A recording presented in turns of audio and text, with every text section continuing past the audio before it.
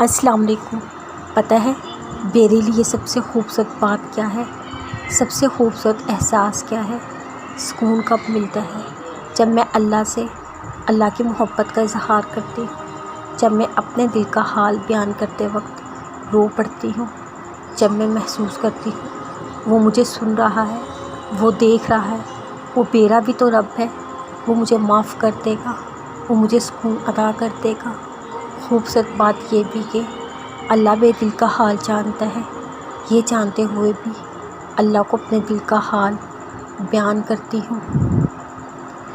رات کے آخری پہر اللہ کو منا کر تو دیکھو، اللہ کو راضی کر کے تو دیکھو، یہاں ہے سکون۔ تہجد میں آنسو بہا کر تو دیکھو، یہاں ہے سکون۔ روتے روتے اللہ کی رحمت کو محسوس کر کے تو دیکھو، یہاں ہے سکون۔ دل کا حال اسے سنا کر تو دیکھو، یہاں ہے سکون۔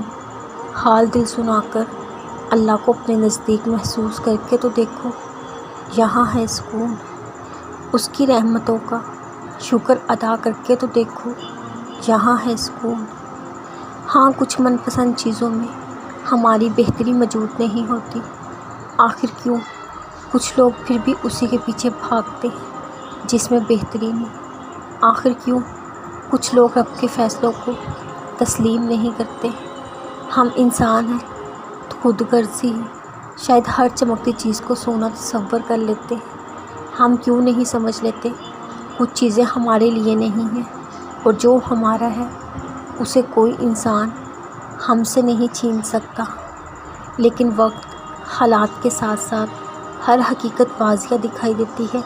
پھر جس چیز میں بہتری نہ ہوتے ہوئے کبھی غم کیا تھا، صبر کرنے پر حقیقت تسلیم کرنے پر غم نہیں لگتا، بلکہ انسان سوچتا ہے کبھی غم نہ کیا ہوتا۔ اب انسان سکون میں ہوتا ہے کیونکہ وہ سمجھ جاتا ہے کہ اس کے رب کا انتخاب بہترین تھا اور بہترین ہے۔ انسان سمجھ جاتا ہے مخالفت نہیں بلکہ رب کے فیصلے کا احترام کرنا تھا اور کرنا ہے۔ پھر انسان شکر ادا کرتا ہے، اللہ نے مجھے تھام لیا۔ جو چیز نہیں ملی اس میں اللہ کی کوئی مصلحت تھی۔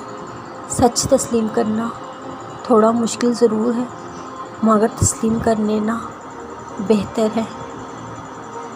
ناممکن کا سوچنے سے پہلے یہ ضرور سوچ لینا وہ تمہاری شہرک سے زیادہ قریب ہے، اس کے لیے کچھ بھی ناممکن نہیں۔